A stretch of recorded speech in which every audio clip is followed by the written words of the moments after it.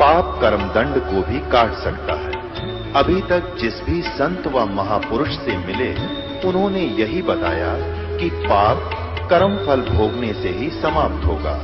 वो प्रभु कौन है जो पाप कर्म को काट देता है, वो काल के बंधन से छुड़वा देता है? उसका क्या नाम है? पूजा की विधि क्या है? कृपया अवश्य सुनिए जगत गुरु तत्वदर्शी संत रामपाल जी महाराज के अमृत वचन। और 17 साल तक 17 वर्ष तक हठ योग किया, एक कमरे में बंद में बैठ के। ये किसी भी संत की इस प्रकार की क्रिया नहीं है जिनको भगवान मिला है। हठ योग करने वालों के लिए गीता जी में 17वें अध्याय के 4, 5, 6 और 7 श्लोक में लिखा है कि शास्त्र विधि को त्याग कर जो मनमाना आचरण भी करते हैं उनकी कैसी स्थिति है। अर्जुन ने पूछा तो उसने गीता ज्ञानदाता ने कहा कि ये जो शास्त्र विधि को त्याग कर मनमाना हठ योग करते हैं वो राक्षस स्वभाव के व्यक्ति जान वो शरीर के अंदर बैठे हुए इन सभी प्रधानों को भी क्रस करते हैं, मुझे भी क्रस करते हैं, दुखी करते हैं। वो राक्षस जान वो दुष्ट प्रभाव के लोग हैं। तो ये हठ योग किसी भी संत ने नहीं किया, किसी भी जिनको भगवान मिले। बाकी ये जो डले डोनिये थे वो तो अलग है, ऋषि हजारों वर्ष तक बैठे रहे, वो उसी कैटेगरी के थे, वो उनको कुछ नहीं मिला। आदरणीय धर्मदास साहिब जी, आदरणीय मुलुकदास साहिब जी, आदरणीय दादू साहिब जी, आदरणीय नानक साहिब जी, आदरणीय गरीबदास साहिब जी, गांव छुरानी जिला झज्जर वाले, आदरणीय गीसा दास साहिब जी, इन महापुरुषों का दास को ज्ञान है जिनको भगवान मिले और उन्होंने यही नाम जपे जो दास आपको दे रहा है। और इन कभी हठ योग नहीं किया। इन्होंने क्या कहा है? नाम उठत नाम बैठत नाम सोवत जागवे, नाम खाते नाम पीते नाम से लागवे। काम भी करो भगवान भी भजो, हठ योग करने से कोई लाभ नहीं होगा। इन्होंने हठ योग किया तो इसी कारण से ये यूजलेस है, इसका प्रैक्टिकल ही गलत है, इनकी क्रियाएं गलत है, इनको कुछ नहीं हासिल हुआ। जिस कारण से शिवदयाल जी इतनी साधना करने के बाद 61 साल के बाद वो प्रेत योनि में गया। इन्हीं के इतिहास में लिखा है।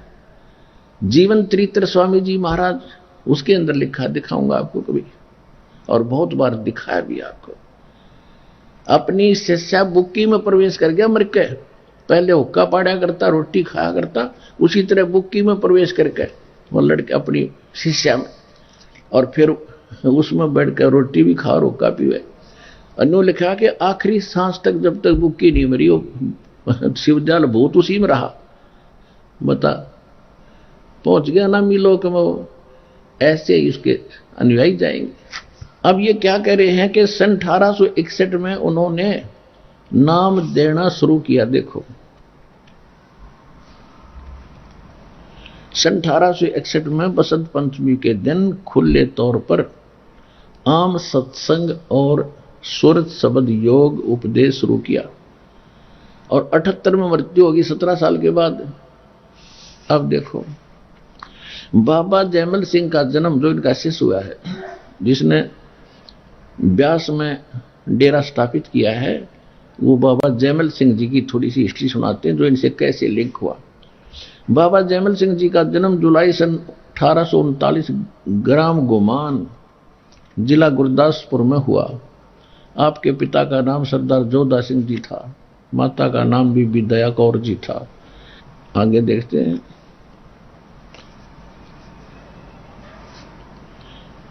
यह लिखा कि गुरु ग्रंथ साहिब को पढ़ा करते थे। बाबा जी 5 शब्द का भेद जानने के उत्सुक हो गए। गुरु ग्रंथ साहिब में स्थान स्थान पर 5 शब्द का जिक्र आया है। गुरु ग्रंथ साहिब में 5 शब्द और 5 प्रधानों के मंत्र हैं। 5 नाम 5 प्रधान। वो 5 प्रधान कौन से? इन कमलों में बैठे हैं जो इनके 5 ही नाम है। गुप्त है, उसमें गुरु ग्रंथ साहिब में क्लियर नहीं है वो नाम, सिर्फ इतना संकेत है।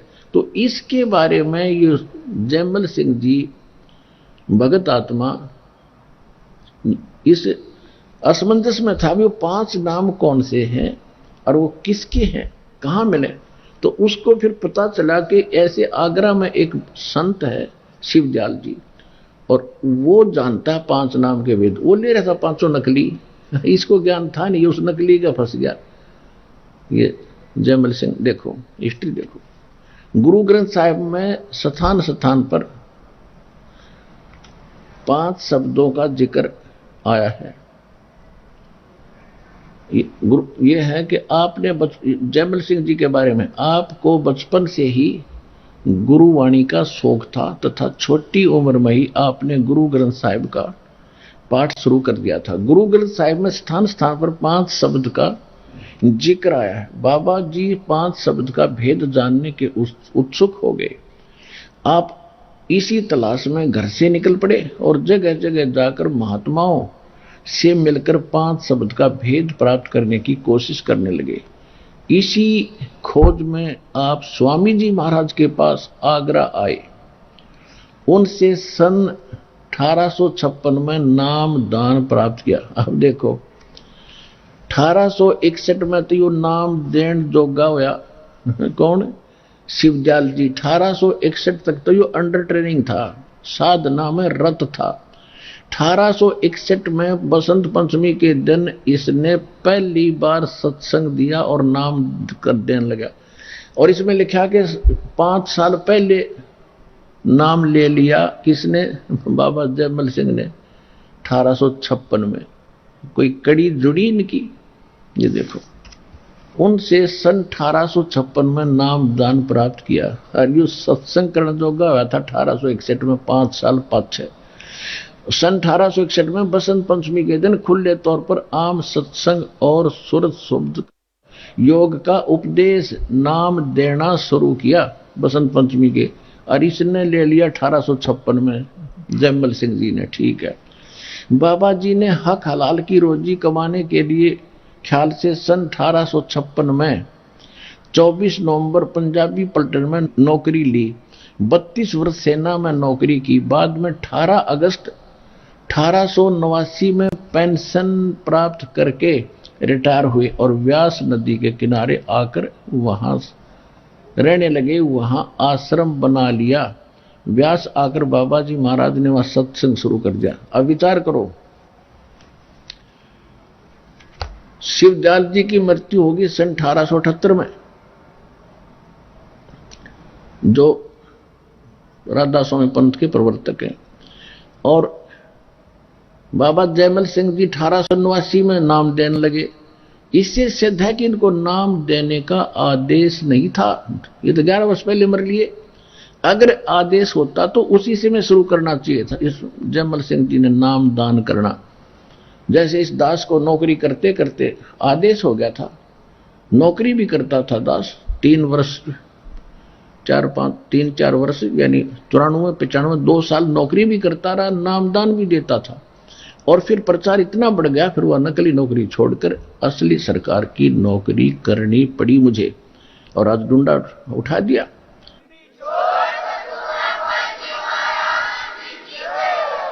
अब इसी प्रकार इसको कोई आदेश नहीं था, और आदेश होता तो सारा डंगा था ही।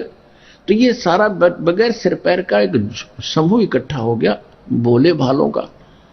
श्रद्धालु गणे होते थे।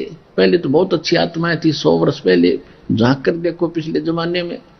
अरे इनको ज्ञान था नहीं है। वही अंधों कहते हैं, अंधे की बाप गई अंधे ने मार्ग कौन बतासी। गुरु जी भी ज्ञानहीन, चेले तो अपने आप ही होने थे, जब जैसा गुरु वैसे शिष्य का ज्ञान। तो ये न्यू बिजली गिर गई। सन 1889 में रिटायर होने के बाद व्यास नदी के किनारे जाकर रहने लगे, वहां सत्संग शुरू कर दिया। फिर नाम देने लग गया पे। उसी के शिष्य हुए सावन सिंह जी। सावन सिंह जी के शिष्य हुए फिर ये बाबा खेमामल जी, जिसने सच्चा सौदा सिरसा हरियाणा में स्थापना की। सिरसा के अंदर सच्चा सौदा, डेरा सच्चा सौदा की। और उनको भी सावन सिंह जी का आदेश नहीं था आज्ञा पर नाम देने का। सावन सिंह जी की मृत्यु होगी सन 1848 में, और बाबा जी नाम देने लगे 1849 में डेरा स्थापित करके। खेमामल जी यानी बलोचिस्तानी सामस्तानी, ये सारी आग लगी पड़ी सारे, कति कुछ भी नहीं। बगैर सिर पैर के पंथ है, बगैर सिर पैर के ज्ञान है, बगैर सिर पैर के इनके नाम हैं। अब आगे दिखाते हैं, जो दास आपको दिखाना चाहता था वो देखिएगा, फिर देखिएगा। ये सन 18 अगस्त 1889 में पेंशन प्राप्त करके बाबा जयमल सिंह जी ने ब्यास में अपना युद्ध शुरू कर दिया। फिर देखिए 29 दिसंबर 1903 को बाबा जयमल सिंह जी महाराज ज्योति ज्योत समा गए। अपने जाने से करीब 6 महीने पहले आपने अपने प्रमुख शिष्य महाराज सावन सिंह जी को अपना जानशीन बनाया, उत्तराधिकारी बना दिया बाबा सावन सिंह जी को सन 1903 में, अपनी शरीर छोड़ने से 6 महीने पहले। फिर देखो हजूर महाराज सावन सिंह जी का जन्म 20 जुलाई 1858 में ग्राम जाटान जिला लुधियाना में हुआ। ठीक है। हजूर ने बाबा जी महाराज से 15 अक्टूबर 1894 में नाम दान प्राप्त किया। सावन सिंह जी ने 1894 में उसे बाबा जयमल सिंह जी से नाम प्राप्त किया। हजूर महाराज जी ने 45 वर्ष तक पंजाब तथा देश के अन्य भागों में सत्संग और नाम का प्रचार किया। डेरा आपके समय में एक कॉलोनी के रूप में विकसित होने लगा। आपने 1.25 लाख से अधिक जीवों को नाम बख्शा। यानी 45 वर्ष में सावन सिंह जी ने केवल 1.25 लाख आदमी जोड़े। उसके बाद ही आप फ्लड सी आ जाया कर, देखो जाते लोग। हरीश दास ने अपने ही समय में लाखों कई लाख आपके समक्ष है, और सबसे हटकर ज्ञान, सबके विरोध में ज्ञान, जनता का विरोध, इन नकली संतों का विरोध, लेकिन फिर भी हम सफल हुए क्योंकि हम सत्य पर थे। अब जनता भी हमारे साथ और भक्त भी हमारे साथ, और भगवान तो हमारे साथ था ही था।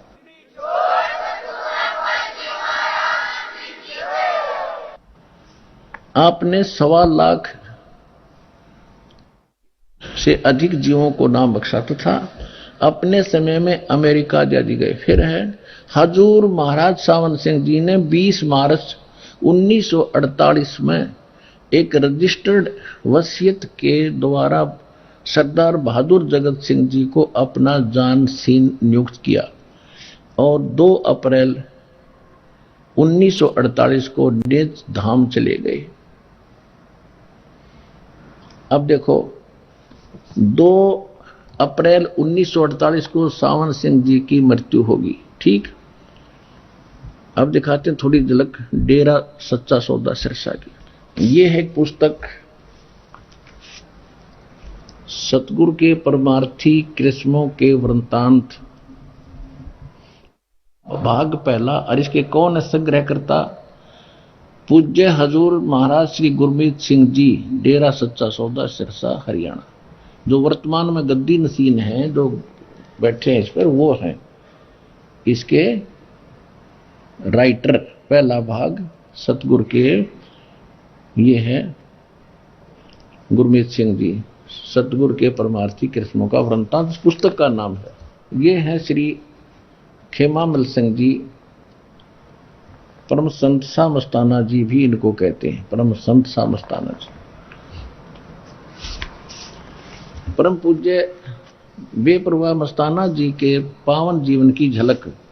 परम संत बेपरवाह मस्ताना जी गांव कोटड़ा, तहसील गंधेय, रियासत कुलैत, बलोचिस्तान के रहने वाले थे।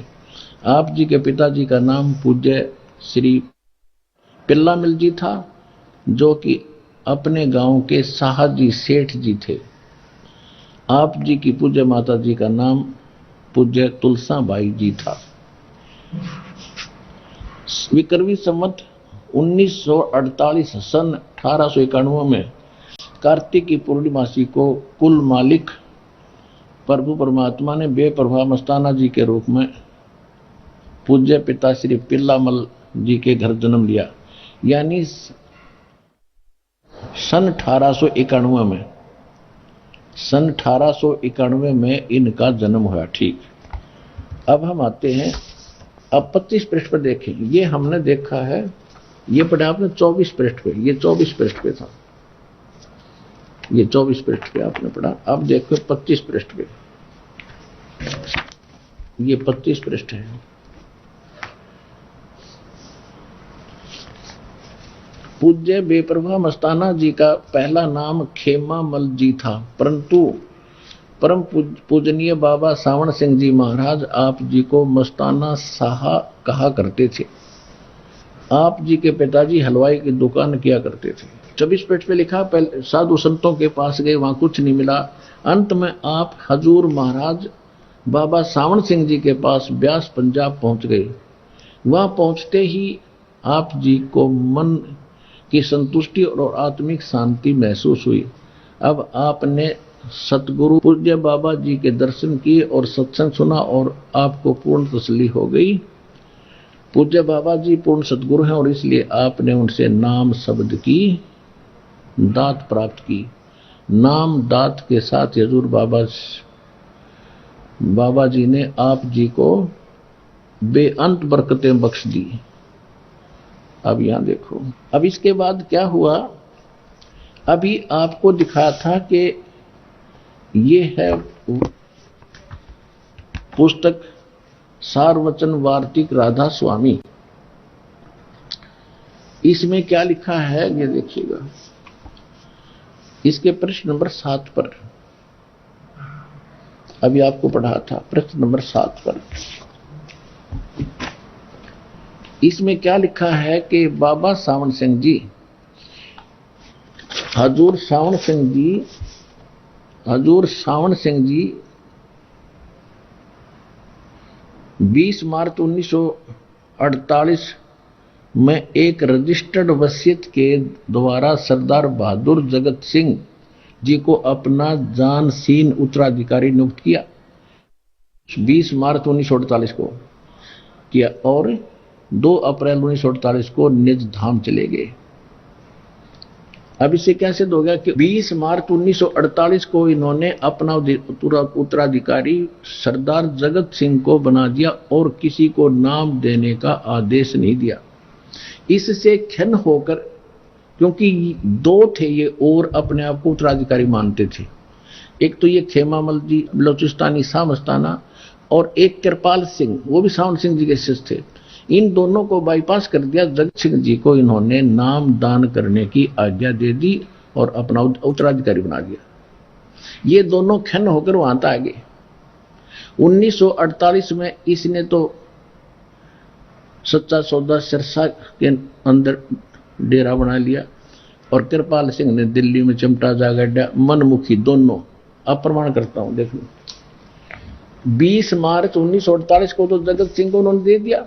उसके बाद इन्होंने 48 में अप्रैल में आकर और यहाँ डेरा बना लिया। 1949 में फिर नाम देने लगे। सावण सिंह जी की मृत्यु होली 2 अप्रैल 1948 को। देखिए ये हम अब वो रख दिया हमने सारवचन वार्तिक। अब हम फिर आगे हैं सतगुरु के परमार्थी कृष्णों के वृत्तांत नामक पुस्तक में। ये देखिए, अब इसके हम आपको दिखाते हैं 33 पृष्ठ पे। यहां लिखा है कि बेरा सच्चा सौदा दरबार की डीम बेपरवाह मस्ताना जी ने 2 अप्रैल 1948 को अपने पवित्र कर कमलों द्वारा कच्ची ईंटों से रखी। 2 अप्रैल 1948 को बाबा सावण सिंह जी की मृत्यु हो रही है और 20 मार्च को उन्होंने जगत सिंह को उत्तराधिकारी बना दिया। फिर ये खिसक गई वहां से। अब नाम दान कब देने लगा? सावण सिंह जी की मृत्यु के 1 वर्ष बाद 1949 में। वो भी संगत ने कहा जी नाम नूम दिया करो, जब देने लग गया आप पे गुरु बन गए। देखो अब 27 पृष्ठ, वो 33 में पढ़ा था हमने, अब 27 पर। बेपरवाह मस्ताना जी ने संगत के बार बार विनती करने और बाबा सावण सिंह जी के हुक्म से अप्रैल 1949 में नाम दान देना शुरू कर दिया। इनकी अकल देखो। अगर बाबा जयमल सिंह जी नाम देने की आज्ञा देते थे 48 में शुरू कर देना चाहिए था। उसने तो इनको कहा ही नहीं। जब नो देख लिया कि थारा नंबर आवा नहीं तो वहां से खिसक गए और वो भी संगत के प्रार्थना करने पर। और फिर यू नाम देने लग गया। संगत कौन सी थी? सावण सिंह जी की ही जो संगत थी, जो वहां के वो उसके पीछे लग गए। उनने फिर वो नाम औरों को नाम वो फिर देने लग गया। ये है कहीं की ईंट कहीं का रोड़ा। और योग राधा स्वामी एक पंथ जोड़ा किधर शरण पर। अब जो दिखाना चाहता दास, अब ये तो आपको पता चल गया कि कृपाल सिंह मिशन दिल्ली, कृपाल सिंह से निकला ठाकुर सिंह जिसने ना जाने कितनी दुनिया खराब कर दी। और इधर ये बलोचिस्तानी शाह मस्ताना से ये चल ही रहा है। यहां पर करोड़ों जीव इन्होंने भट्ठा बैठा रखा है। उसी से जगमाल वाली यहां पर एक गंगुआ गांव है, उसमें वो मस्तान्य मस्तूने हैं सारे, उसी एक के कुएं का बीज पानी है। और आगरा से आया है बाबा जय गुरुदेव बाबा जो तुलसीदास जी, उन्हीं के यानी शिवदयाल जी के ही ब्रांच है सारी। अब हम शिवदयाल जी के ही इतिहास बता देते हैं, उसके पास क्या ज्ञान था इस पर अंडरस्टूड हो जाएगा इनके पास क्या है, इतना पर्याप्त। देखिए ये पुस्तक है हमारे सारवचन राधा स्वामी वार्तिक, और ये आपको दिखाई थी कहां से छपी है, ये यहां से छपी है, ये यहां से छपी है। प्रकाशक है जगदीश चंद्र सेठी, सेक्रेटरी राधा स्वामी व्यास, सत्संग व्यास डेरा बाबा जयमल सिंह से, और ये यहां से छपी। अब इसके हम पढ़ते पढ़ते यहां आगे थे। ये जो इनकी सारी हिस्ट्री आपको सुनाई दी दास ने,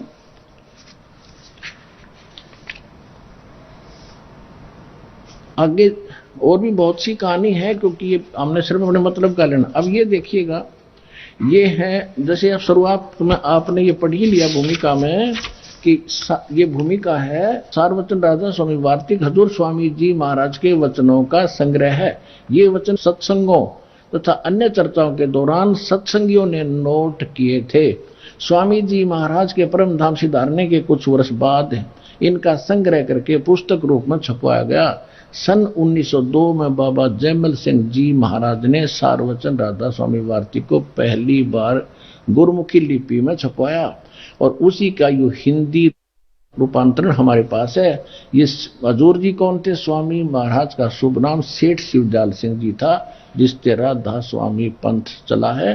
सन 1818 में इसका जन्म हुआ। सन 1878 में 60 वर्ष की आयु में इनकी मृत्यु हो गई थी। अब हम आते हैं इसी के पृष्ठ 13 पर। जो उनके विचारों का संग्रह सत्संग करते थे वो सत्संगों ने नोट किया था, वो संग्रह है। वचन नंबर 1, राधा स्वामी दयाल की दया, राधा स्वामी सत्संग, खुलासा उपदेश हजूर स्वामी राधा स्वामी साहब का। ये शिवदयाल जी को फिर राधा स्वामी कहने लगे। राधा स्वामी क्यों कहने लगे? इनकी पत्नी का नाम था नारायणी देवी। इनका छोटा भाई था सेठ प्रताप सिंह। वो अपने भाई को तो कृष्ण का अवतार माना था और अपनी भाभी को राधा माना था। तो राधा स्वामी जैसे उमा स्वामी, उमा पार्वती, उसका पति शंकर भगवान, तो उमा स्वामी जहां शब्द लिखा होता है अंडरस्टूड होता है कि शंकर जी को संबोधित किया जा रहा है। तो इन्होंने नारायणी की बजाय प्यार से राधा कहने लगे अपनी भाभी जी को, और राधा का स्वामी ये शिवदयाल, तो राधा स्वामी। अब ये शिवदयाल कह लो, राधा स्वामी कह लो। और ताराचंद है ना जो जनोद के अंदर, ताराचंद जनोद में भिवानी में बना रखा उसने, वो तो सार शब्द उनका राधा स्वामी, यानी शिवदयाल ही सार शब्द है उनका। अरे थरा के जो ये फूट के बाद अब देखो, राधा स्वामी यानी शिवदयाल की दया, राधा स्वामी सहाय, शिवदयाल सहाय, शिवदयाल बन रहा भूत, वो भी दिखाऊंगा आपने। खुलासा उपदेश हजूर राधा स्वामी साहिब का, ये वचन है शिवदयाल जी ने जो सत्संग सुनाए थे। ये जगत नासवान है, असबाब भी इसका नासवान है। यहां देखिए, सिर्फ काम इतना है कि इंसान यानी मनुष्य अपनी सूरत यानी रूह आत्मा को इसके खजाने और निकास यानी जहां से यह आई थी यानी मुकाम सतनाम, ये सतनाम को सथान कह रहा है। मुकाम माने सथान, सतनाम को सथान कह रहा है। और राधा स्वामी को भी सथान बता रहा है, राधा स्वामी में पहुंचावे। राधा एक ना ये भगत ये राधा स्वामी वाले सत्संग कर रहे थे एक जगह, आगे इनके परिचय करते हैं सत्संग। तो क्या बता रहा था, कबीर साहब का एक शब्द है, करने नो दीदार महल में प्यारा, उसमें सारा बता रखा है, सतलोक, अलखलोक, अगमलोक और अनामी लोक, चार बस इतने बताए। वो क्या बता रहा है कि उत्ते पंजाबी में बोल रहा था कि सचखंड, सतलोक ये पहला लोक, एक लोक, फिर अलखलोक, फिर अगमलोक, फिर अनामी लोक, उसके ऊपर साडा राधा स्वामी लोक। यानी परमात्मा ने जहां समाप्त कर दिया था फाइनल अनामी लोक के बाद क्या है, उसके उत्ते साडा राधा स्वामी लोक, यानी शिवदाल का लोक। शिवदयाल बैठा बुक्की में अपनी शिष्या में भूत बन गए। तो ये इनकी बकवाद है सारी। देखो अब यहां इन्होंने कह दिया कि सिर्फ काम इतना है तेरा पृष्ठ पे कि इंसान अपनी सूरत को, आत्मा को उसके निकास यानी मुकाम सतनाम और राधा स्वामी में पहुंचा दे, वहां पहुंच जाता काम बढ़ गया। राधा स्वामी और सतनाम स्थान बता दिए, मुकाम आगे देखो। अब तीसरा वचन प्रश्न नंबर 14 पे तीसरा वचन ये देखो, जितने आचार्य और महात्मा और अवतार और पैगंबर हर एक मजहब में हुए, वे सब अपने अभ्यास के जोर से अंतर में तरफ मुकाम असली के चले, पर सब के सब धुर स्थान नहीं पहुंचे। सो बहुत से मंजिल पहली पे और कई मंजिल दूसरी मंजिल पर, और बिरले कोई साहद प्रेमी मंजिल तीसरी तक पहुंचे, और सिर्फ संत मंजिल पांचवी यानी सतनाम पर पहुंचे। अब ये मंजिल स्थान सतनाम मंजिल सिद्ध कर दी, सतनाम देखो मंजिल पांचवी सतनाम पर पहुंचे, सतनाम पर, और बिरले कोई संत मंजिल आठवीं राधा स्वामी पद तक पहुंचे। अब यह राधा स्वामी भी मंजिल बता दी। अब देखो 15 नंबर पे है 4 नंबर वचन। अब समझना चाहिए राधा स्वामी पद, अब समझना चाहिए राधा स्वामी स्थान सबसे ऊंचा मुकाम है, सबसे ऊंचा स्थान है राधा स्वामी, और यही नाम कुल मालिक और सच्चे साहिब का और सच्चे खुदा का है। राधा स्वामी नाम भी बता दिया, मुकाम भी बता। चलो अब इस मुकाम से 2 स्थान नीचे, यानी राधा स्वामी स्थान से और 2 स्थान नीचे, इन सबसे ऊपर से शुरू किया है। सतनाम का मुकाम है, सतनाम का मुकाम, और वह सतनाम को मुकाम सिद्ध करे, सतनाम खुद ही स्थान है। यह देखो इस मुकाम से यानी राधा स्वामी से 2 स्थान नीचे सतनाम का मुकाम है। अरे बुद्धि भ्रष्टो, वहां तो सतनाम को मुकाम सिद्ध करे, अब स्थान सतनाम का मुकाम यानी स्थान का स्थान है, स्थान का स्थान है। अरे बूढ़ी बूझ भी ना बोला ये भाषा जो इनको महापुरुष कहा करते थे। अब देखो आगे और देखो इनकी करामात। इस मुकाम से 2 स्थान नीचे सतनाम का मुकाम है। देखो यहां क्या कह रहा है 13 पृष्ठ पे, फिर बार बार पढ़ोगे जब समझ में आओगे इनकी अंग्रेजी। सिर्फ काम इतना है कि इंसान अपनी यानी मनुष्य अपनी सूरत यानी आत्मा को, रूह को, उसके खजाने निकास यानी मुकाम सतनाम, मुकाम सतनाम यानी मुकाम माने स्थान। यहां पर सतनाम को स्थान बता दिया, मुकाम सतनाम और राधा स्वामी में पहुंचावे, दोनों मुकाम बता दिए। और यहां मंजिल बता दी कि अब ये 14 पृष्ठ पे सिर्फ संत मंजिल 5वीं यानी सतनाम पर पहुंचे। मंजिल, मंजिल माने स्थान, ये देखो ये मंजिल माने स्थान आप पे लिख रहे हैं, यहां तो सतनाम मंजिल है स्थान। और इस 15 पृष्ठ पर 4 नंबर वचन पर आए हैं गीता के ऐसे वचन इनके। अब कहते हैं इस मुकाम से यानी राधा स्वामी मुकाम से 2 स्थान नीचे सतनाम का मुकाम है। मंजिल की मंजिल है, स्थान का स्थान है।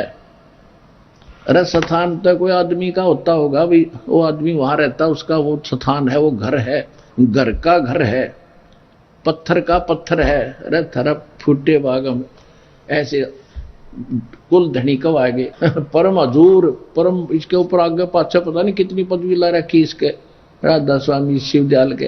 और इसका ये ज्ञान है जिसकी थ्योरी ऐसी है तो प्रैक्टिकल क्या होगा, अभी दिखाता हूं उसका रिजल्ट क्या हुआ।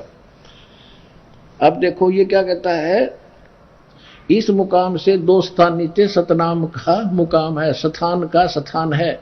और जिसको अब सतनाम की आगे डिफाइन किया है, परिभाषित किया सतनाम को, इस सतनाम को और क्या कहते हैं, संतों ने सतलोक सतनाम को, सचखंड सतनाम, सार शब्द भी सतनाम को और सत शब्द भी सतनाम को, सतनाम भी सतनाम को और सतपुरुष भी सतनाम करके बयान किया है।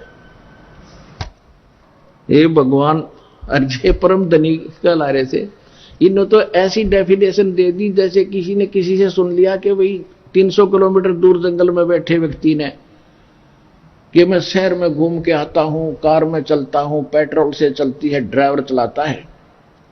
यह कथा तो सुन ली किसी से, फिर उससे पूछा कि कार कैसी होती है, पेट्रोल कैसा होता है, सड़क किसे कहते हैं, शहर कैसा है, ड्राइवर कैसा है, तो वो क्या कहे।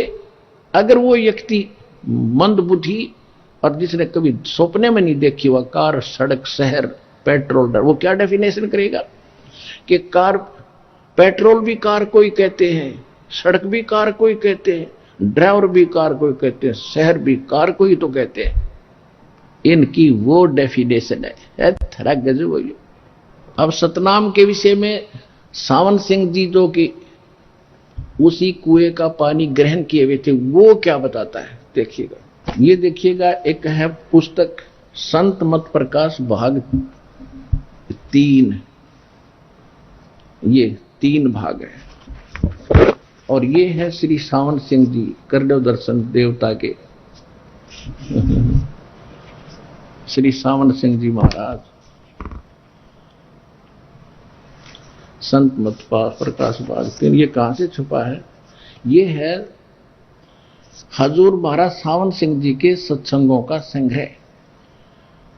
अब जैसा शिवजाल में पानी था वो इनके पास, और वही आगे फिर सच्चा सौदा सिरसा वालों के पास।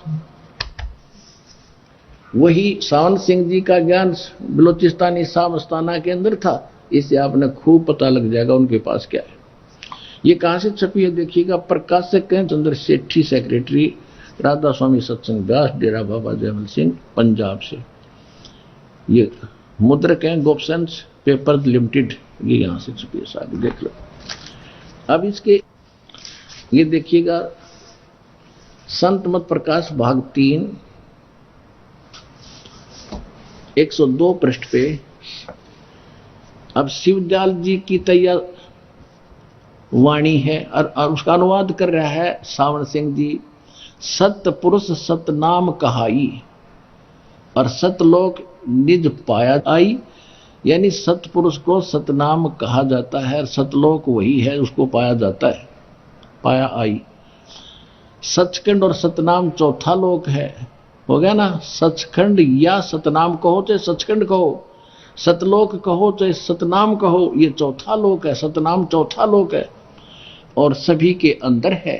अगर यह सतगुरु से राह लेकर मेहनत करके अंदर पर्दा खोल ले तो सचखंड पहुंचा जा सकता है। यहां क्या कह रहा है कि सचखंड यानी सतलोक या सतनाम, एक क्या कह दिया, ये चौथा लोक है। सचखंड या सतनाम लोक बता दिया। और ये क्या कहता है, सतपुरुष सतनाम कहाई, सतपुरुष को ही सतनाम भी कहा जाता है। वाणी इसने ठीक से अनुवाद नहीं की, फिर भी सचखंड या सतनाम को सतलोक कहा, चौथा लोक, ठीक। अब आते हैं इसके 160 पृष्ठ पे, 106 से शुरू करेंगे। 106 पृष्ठ पे ये वही है, संत मत प्रकाश भाग 3। सावंत सिंह जी से किसी ने पूछा, वही सत्संगी पूछ रहा, हजूर जहां राम नाम का जस महिमा होता हो यानी वहां जाना चाहिए। तो सावंत सिंह जी ने कहा, तू कौन से राम का जिक्र कर रहा है? महाराज जी बोले, कौन से राम का? वही सत्संगी कहता है कि हजूर क्या राम बहुत सारे हैं? महाराज जी ने कहा, राम 4 हैं। सावंत सिंह जी कहते 4 राम हैं। आपका इशारा कौन से राम की तरफ है? 107 पृष्ठ पर आ गया।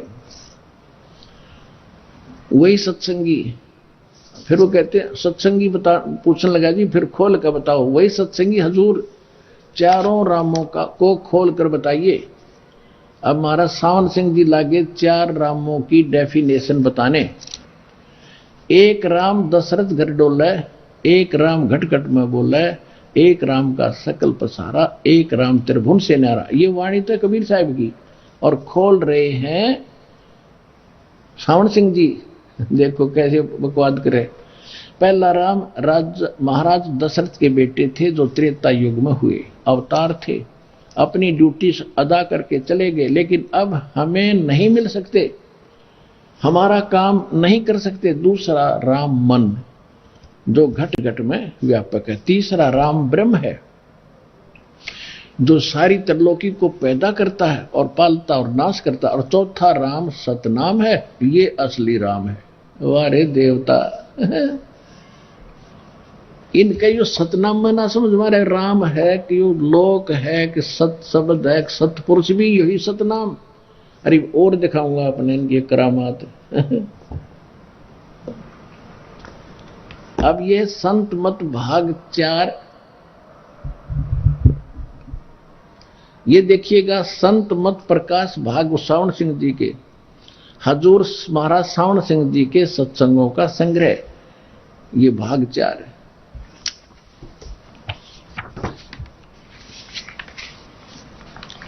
ये कहां से छपा है ये देखिएगा।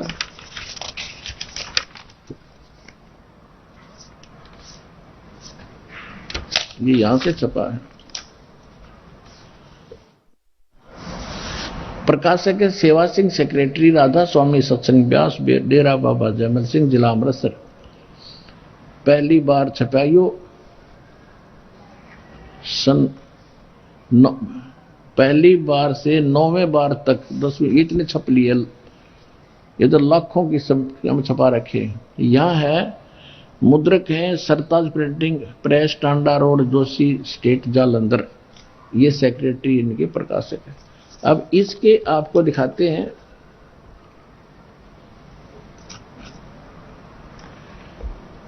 अब यहां पर आगे हम 261 पृष्ठ पे सावन सिंह जी डिफाइन कर रहे हैं।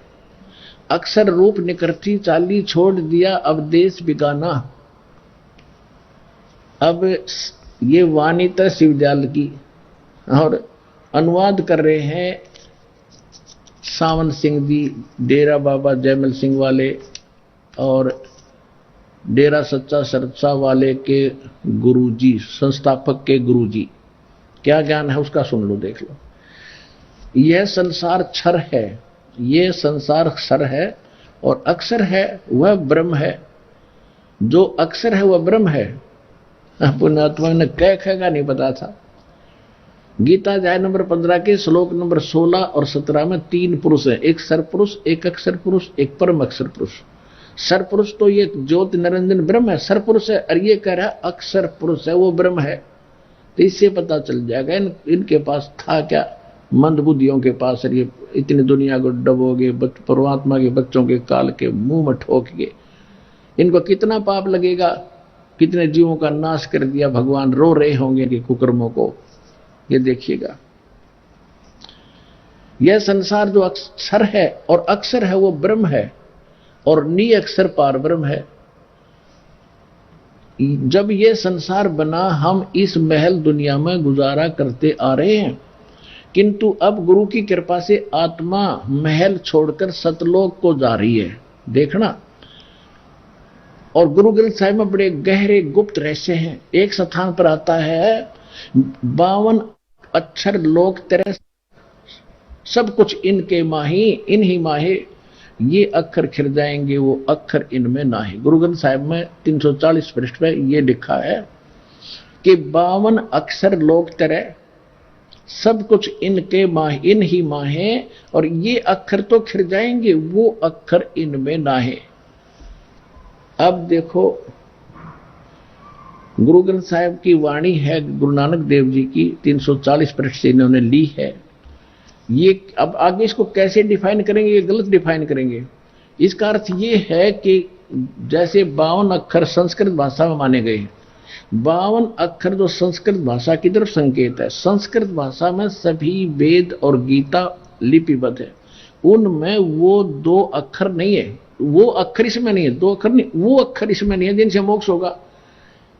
इन वेदों में ओनली वो मंत्र है, और उससे हटकर जो ये तो ओम तक तो नासवान है, उसके आगे जो एक सतनाम के अंदर दूसरा मंत्र होता है सोहम, और तीसरा सारस्वत कहते वो अक्षर उनमें नहीं, उन तुम्हारे ग्रंथों में, वो तो परमात्मा ने आकर बताए हैं, वो वाणी उसके अंदर लिखे। ये इसका अर्थ यार इन्होंने गलत कर रखा है। देखिए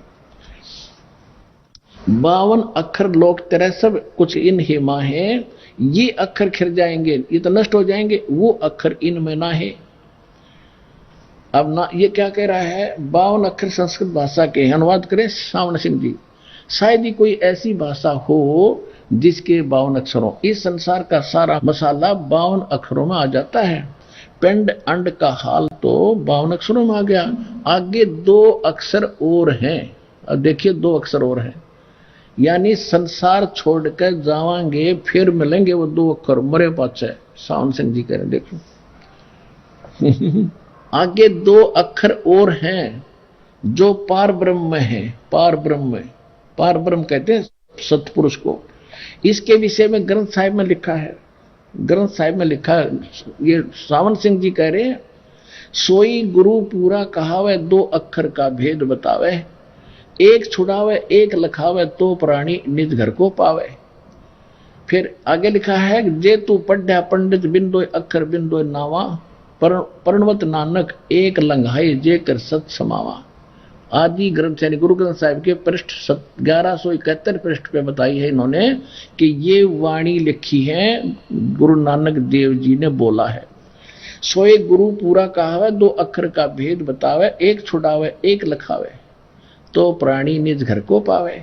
जे तू पढ़ा पंडित बिन 2 अक्षर बिन 2 नावा, पर्णवत नानक एक लंघाए जे कर सत समावा। फिर गुरु ग्रंथ साहिब में कबीर साहिब की वाणी भी है। अब ये क्या बताते सावन सिंह जी ने कैसे अनुवाद किया है, यदि तुम गुणी हो ज्ञानी हो वे अक्षर बताओ। और आप पर प्रश्न कर रहे हैं सावन सिंह जी कि अगर तुम विद्वान हो तो वो अक्षर बताओ, वो 2 अक्षर कौन से हैं, और आप पर उत्तर दे रहे हैं, क्या दे रहे हैं, यदि तुम गुणी हो ज्ञानी हो वे अक्षर बताओ।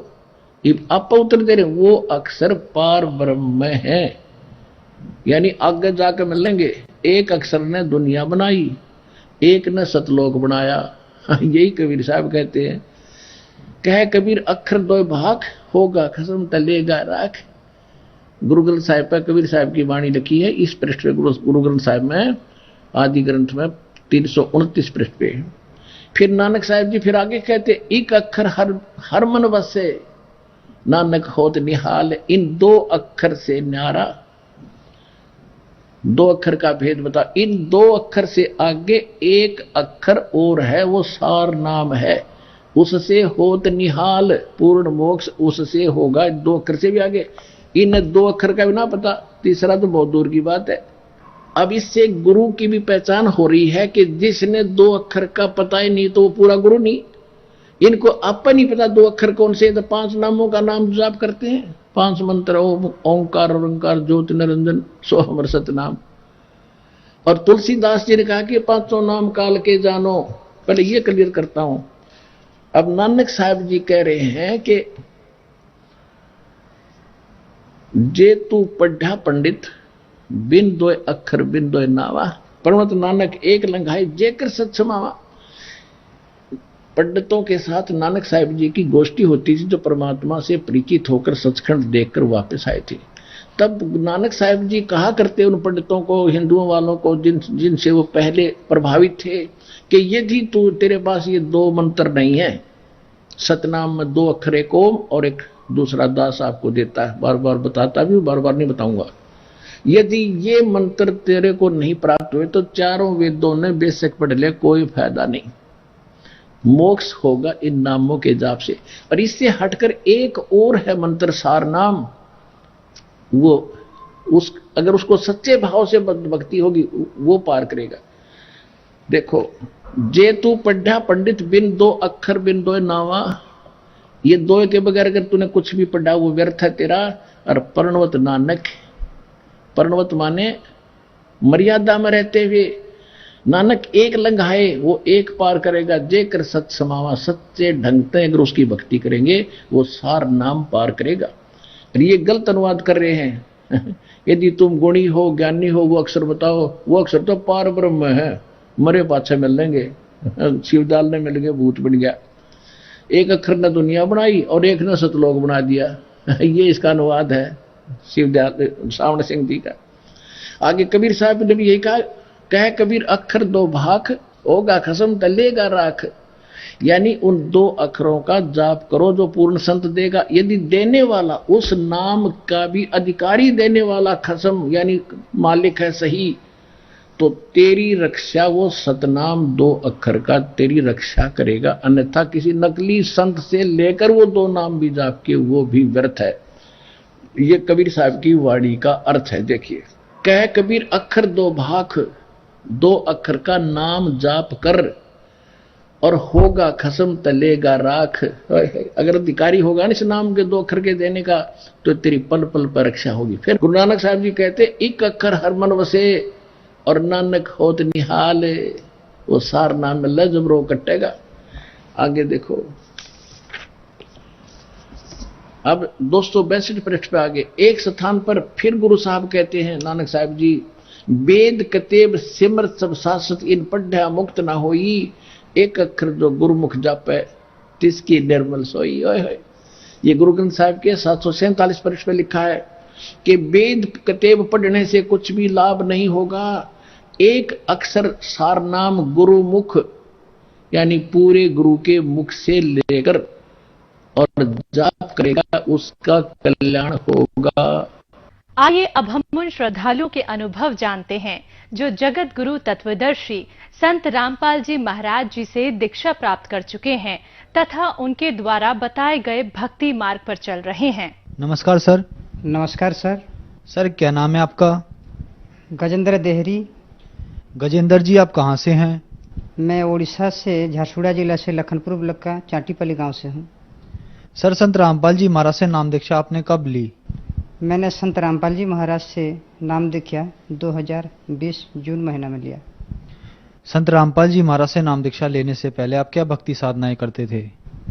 मैंने संत रामपाल जी महाराज से नाम दीक्षा लेने से पहले सभी गुरुओं के भक्ति की थी। उड़ीसा में जितने भी हैं जैसे ब्रह्म कुमारी, ओम शांति, जय गुरुदेव, अलेख महिमा, सदगुरु, कृष्ण गुरु, सबकी भक्ति कर रहा था। और बचपन से मुझे एक असाध्य रोग था जो डॉक्टर ने बता दिया था कि ये क्यूरेबल नहीं है, असाध्य रोग है। तो तभी से मैंने भक्ति में जुड़ गया था, बचपन से भक्ति में जुड़ गया था। सिकल सेल एनीमिया सिरोसिस था। डॉक्टर ने बुर्ला का, जो हमारे उड़ीसा का बहुत बड़ा हॉस्पिटल है बुर्ला हॉस्पिटल, उसके नज़दीक है गुप्ता नर्सिंग होम, वहाँ पे बता दिया था डॉक्टर ने। तो वहाँ से मैंने, जब मुझे घर लेके आए घर के लोगों, तभी से मैंने भक्ति लगा दी थी कि परमात्मा की शरण में जाऊँ, अपना कल्याण कराऊँ, भक्ति करूँ और मोक्ष पा के संसार से उद्धार हो जाऊँ। ऐसे बचपन से भक्ति में लग गया था और भक्ति करते करते कोई राहत नहीं मिल रहा था। जहाँ भी जाऊँ, जिस गुरु भी बनाऊँ, जिस भक्ति भी करूँ, कोई राहत नहीं मिलता था।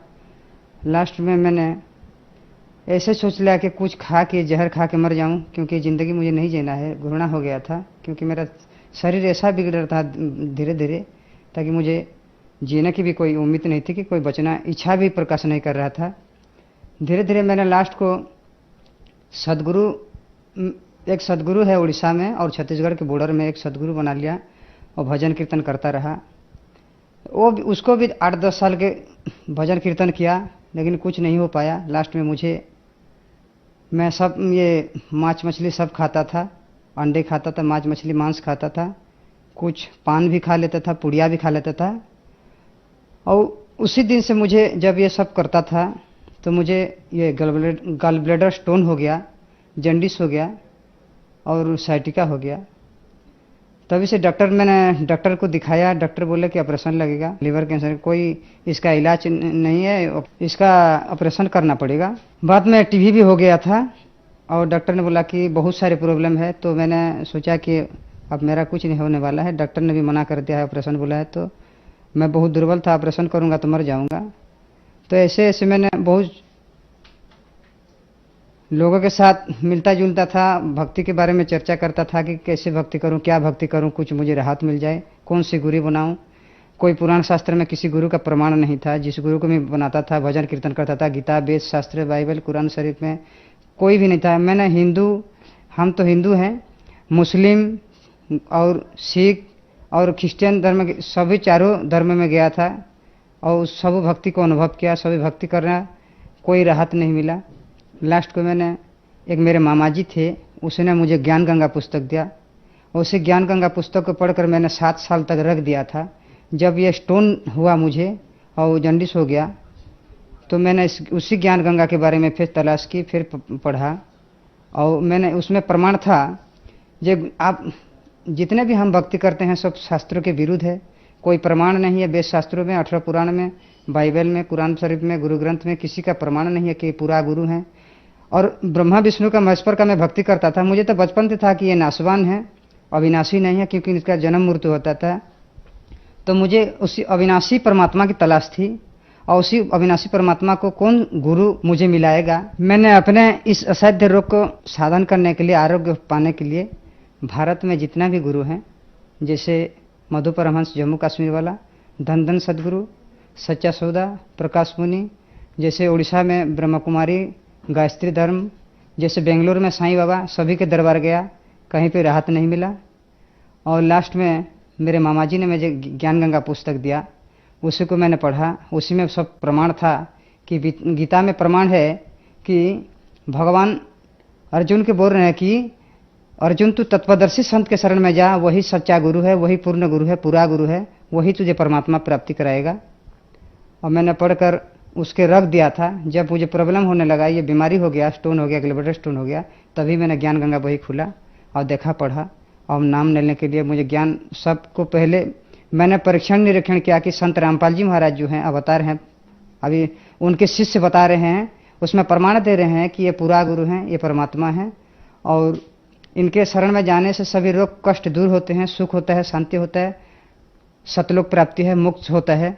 तब मैंने सब पहले मैंने पढ़ा लिखा था, बीए किया था, बीए पढ़ा था, तभी मैंने अक्षर ज्ञान था, तो मैंने पहले निरीक्षण करना शुरू कर दिया कि संत रामपाल जी महाराज कैसा गुरु हैं और किसके अवतार हैं और परमात्मा कौन है और पूरा गुरु को है। ऐसे मैंने छानबीन सब वेद शास्त्र प्रमाण देखा कि श्रीमद् भगवद गीता अध्याय 4 श्लोक नंबर 34 में लिखा है कि अर्जुन तो सर्वभाव से सरलता पूर्वक निष्कपट भाव में उस तत्वदर्शी संत के शरण में जा, वो तुझे तत्वज्ञान देंगे और उसी तत्वज्ञान से पाकर तू उस परम पद को खोज लेना, जहाँ जाने के बाद साधक को संसार कर लौट कर नहीं आना पड़ता है।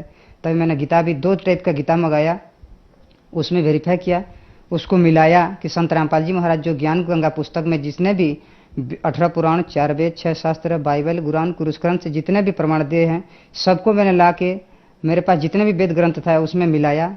आसपास के गाँव में जितने भी लोगों के पास, मेरे पास जितने भी नहीं थे, उसको मैं आसपास के गांव के जाके मिलाया, तो सब उस जितने भी श्लोक उसमें लिखा था मिलाप किया, सब सही निकले। और मैंने सोचा कि संत रामपाल जी महाराज पूर्ण परमात्मा, अविनाशी पूर्ण ब्रह्म कबीर साहब के अवतार हैं, क्योंकि बाइबल में, ऑर्थोडॉक्स बाइबल में लिखा है कि कबीर ही परमात्मा है, कुरान शरीफ में लिखा है कि अल्लाह कबीर है, गुरु ग्रंथ में लिखा है कि गुरु नानक बता रहे हैं कबीर ही परमात्मा है, और श्रीमद् भगवद गीता के 73वां अध्याय में कबीर साहब का नाम है, और भगवद गीता 7 नंबर अध्याय के 9 नंबर श्लोक में भी है। मैंने सब प्रमाण मिलाया, तब मैंने ठान ली कि यही गुरु है और कबीर साहब भी परमात्मा है और कबीर साहब के अवतार हैं संत रामपाल जी महाराज। तब मैंने नाम लेने के लिए ठान ली। और हरियाणा को जब मैंने मोबाइल में सत्संग देखा, उनके सत्संग देखा, उसके पीली पट्टी में जो नंबर आते थे, उसी पीली पट्टी में हरियाणा आश्रम को लगाया। वहीं से आदेश आया कि आप उड़ीसा के संबलपुर नामदान केंद्र है, भुवनेश्वर में भी है, कलाहांडी में भी है, कौन सा नज़दीक है वहीं का नंबर देंगे। मैंने बोला कि संबलपुर नामदान केंद्र मेरा नज़दीक है। संत रामपाल जी महाराज इसके संबलपुर नामदान सेंटर से 2020 21 जून को ऑनलाइन मोबाइल में नामदान लिखा ली। सर, जैसे कि आपने बताया कि आपको सिकल सेल नाम की बीमारी थी, जॉइंटिक्स था, लीवर कैंसर था, डॉक्टर ने आपको ये कह दी थी कि आप कुछ ही दिन के मेहमान हैं। आपने संत रामपाल जी महाराज से नाम दीक्षा ली, तो क्या आपको इन बीमारियों से निजात मिला? जितने बीमारी थे सब में मुझको धीरे धीरे आराम लगने लगा। अभी स्वस्थ हूँ और सभी बीमारी मेरे दूर होने लगा। मैं अभी भक्ति कर रहा हूँ और अभी जितने भी बीमारी था सबसे मुझे राहत मिल गई है। सिकल सेल में मुझे बहुत 24 जो लगता था, ट्रामाडोल लगता था, डायनापार लगता था, पेंडोर लगता था, ये सब लगाता था। जितने देर तक इसका ये असर था तब तक अच्छा लगता था। उसका असर निकल गया तो फिर अच्छा नहीं लगता था। ऐसे ऐसे करके मैं चलता था और जब परमात्मा के शरण में आया, बंदी छोड़ सदगुरु रामपाल जी परमात्मा के शरण में आया, तभी से मुझे राहत मिलने लगा। और मेडिसिन मैंने छोड़ दिया, मेडिसिन दवाई सब छोड़ दिया। अब स्वस्थ हूँ और परमात्मा की भक्ति कर रहा हूँ। हमारे घर में पैसों की आर्थिक अवस्था बहुत दुर्बल थी। घर में कली झंझट होता था। संत रामपाल जी महाराज की दया से अब घर में कली कुलज कम हो गया और आर्थिक स्थिति भी बदल गया। अभी परमात्मा की दया से सब ठीक ठाक है। सर क्या क्वालिफिकेशन है आपकी? मैंने परमात्मा की दया से बीए कंप्लीट किया हूँ और उड़ीसा के जो उत्कल यूनिवर्सिटी है उसी में एमबीए का एडमिशन किया हूँ और पढ़ाई चल रहा है और भक्ति भी चल रहा है। सर आप एक एजुकेटेड पर्सन हैं और आपने बताया कि आपने संत रामपाल जी महाराज से ऑनलाइन नाम दीक्षा ली। आपको बहुत सारी बीमारियां थी। आपने बताया कि आपने लगभग सभी धर्मगुरु बनाए, आप जगन्नाथ मंदिर गए, आप देवी देवताओं के पास गए, कहीं भी ठीक नहीं हुए। संत रामपाल जी महाराज से आपने ऑनलाइन नाम दीक्षा ली और आप ठीक हो गए। ऐसा कैसे संभव हो रहा है? बंदी छोड़ सदगुरु रामपाल जी महाराज जो नाम दीक्षा देते हैं, जो मंत्र देते हैं, सब श्रीमद् भगवद गीता के 17 नंबर अध्याय के 23 नंबर श्लोक में ओम तत्सत जो है उसको 3 बार परमात्मा नाम देते हैं। तो हम जब ये शास्त्र अनुकूल भक्ति करते हैं, मैंने शास्त्र अनुकूल भक्ति किया, तब मुझे फायदा शुरू होने लगा, स्वास्थ्य बदलाव आने लगा, आरोग्य आने लगा। और ये तो प्रमाणित ज्ञान है, प्रमाणित भक्ति है जो सदगुरु बंदी छोड़ सदगुरु रामपाल जी महाराज से हमें मिला। सर जैसे कि आपने बताया कि आप बहुत ज़्यादा बीमार थे, आपको बहुत ऐसी लाइलाज बीमारियां थी जो ठीक नहीं होने की थी। आपने संत रामपाल जी महाराज के शिष्यों के इंटरव्यू देखे कि वो लोग ठीक हो रहे हैं, तो आपको भी लगा कि मैं भी ठीक हो सकता हूं। आज आप खुद टीवी पे खड़े हैं और आप भी एक उदाहरण हैं। तो जो लोग आपको टीवी पर देख रहे हैं और वो दुखी हैं, परेशान हैं, उनके लिए आप क्या कहना चाहेंगे?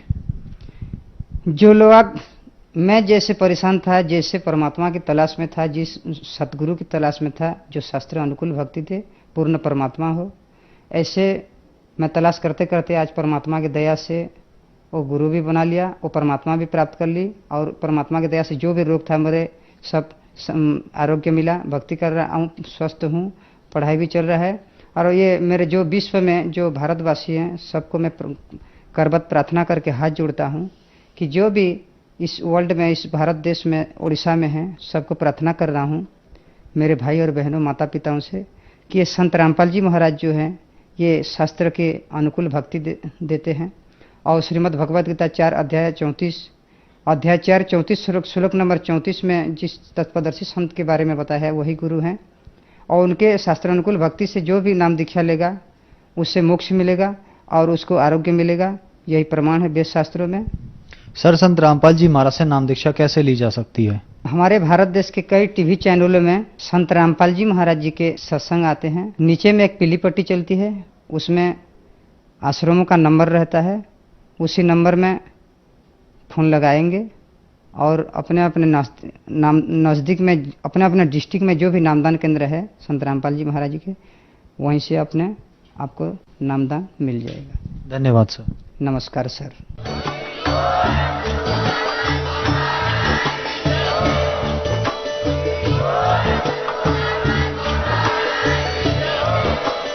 आप सुन रहे थे जगत गुरु तत्वदर्शी संत रामपाल जी महाराज जी के मंगल प्रवचन। अधिक जानकारी के लिए विजिट कीजिए हमारी वेबसाइट www.jagatgururampalji.org।